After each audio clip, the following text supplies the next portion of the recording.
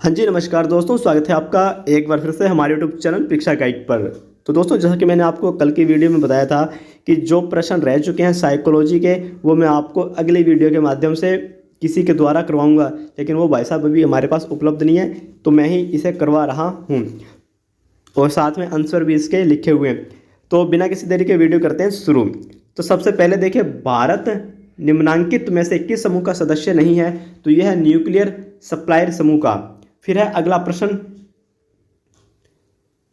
भारत के संविधान के किन अनुच्छेदों में प्रधानमंत्री का उल्लेख किया गया है? तो ये किया गया है केवल अनुच्छेद 74, 75 और 78 में। फिर अगला प्रश्न देखिए, निम्नलिखित में से कौन न्यूट्रल नेशंस रिपेट्रिएशन कमीशन का अध्यक्ष था जिसने कोरियाई युद्ध में दोनों पक्षों के 20,000 से अधिक युद्धबंदियों की नियति का फैसला किया था?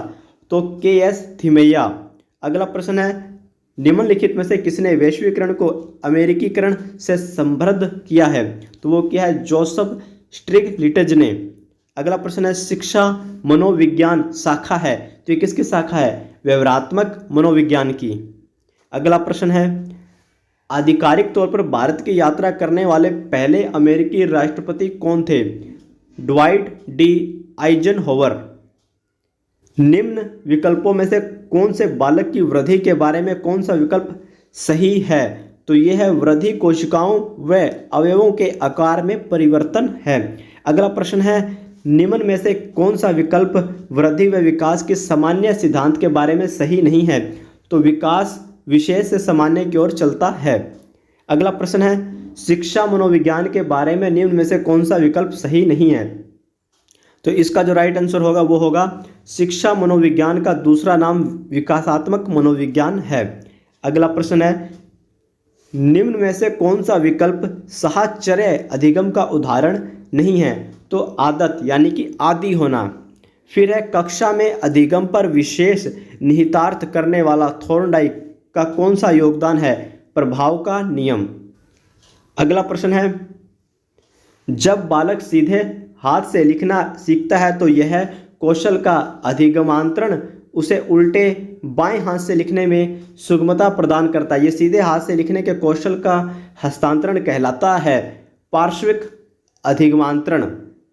2 नंबर इसका सही होगा। फिर है, विकास के सिद्धांत के संदर्भ में निम्न में से कौन सा वाक्य सही नहीं है? तो विकास क्रमबद्ध नहीं होता, बल्कि विकास क्रमबद्ध चलता रहता है।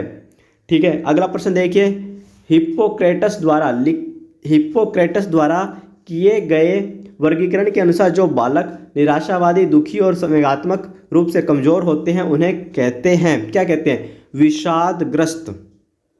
अगला प्रश्न देखिए, गॉर्डन ओलपोर्ट के व्यक्तित्व के सिद्धांत का अनुसरण करते हुए यदि अध्यापक विद्यार्थी के विशेषकों की पहचान करना चाहता है तो निम्न विकल्पों में से वह किस विशेषक को अनदेखा करेगा? मूल विशेषक को। अगला प्रश्न, एक विद्यार्थी जो प्राय अपने मित्रों के प्रति रूखा, भद्दा और असमानुभूतिपूर्ण या उसे अपने व्यवहार में सुधार करने के लिए निम्न में से किस क्षेत्र में प्रशिक्षण लेने की आवश्यकता है? संवेगात्मक बुद्धि में। यदि अध्यापक को बालक की अचेतन अभिप्रेरणा और चिंताओं का पता लगाना है तो निम्न में से किस परीक्षण का चयन गलत होगा? तो 16वें व्यक्तित्व घटक परीक्षण। अगला प्रश्न है, निम्न विकल्पों में से कौन सा तत्व है जो थर्स्टन द्वारा प्रतिपादित बुद्धि का समूह तत्व सिद्धांत में सम्मिलित नहीं किया गया है? मूल संबंधी तत्व। अगला प्रश्न है, विद्यार्थी के निष्पादन पर सकारात्मक प्रतिक्रिया देकर और उसे गर्वित अनुभव कराकर मौसलों के आवश्यकता पदानुक्रम प्रारूप के अनुसार शिक्षक निम्न में से विद्यार्थी की किस आवश्यकता की संतुष्टि कर रहा है? आत्मसम्मान की आवश्यकता। फिर है अगला प्रश्न,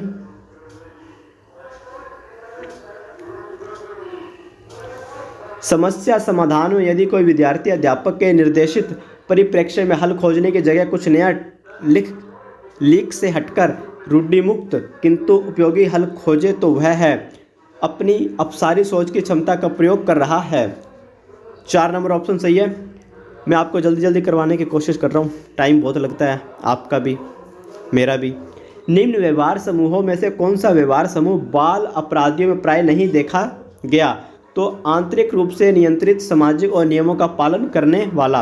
अगला प्रश्न है, प्रकृति में सभी व्यक्तित्व व व्यवहार संबंधी गुणों का वितरण एक विशेष रूप में ही संपन्न होता है। इस वितरण को कहते हैं सामान्य संभाव्यता वक्र।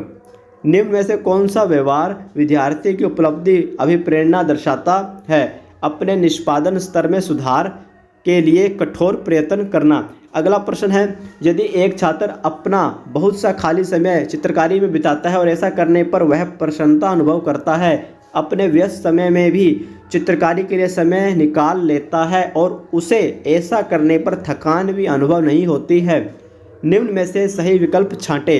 तो क्या होगा इसका राइट आंसर? यह उसकी रुचि की अभिव्यक्ति दर्शाता है, क्योंकि जिस काम को करने में आपकी रुचि होगी उसी में तो आपको मज़ा आएगा और आपका मन लगा रहेगा। थकान तो दूर दूर तक नहीं आएगी। फिर अगला प्रश्न देखिए,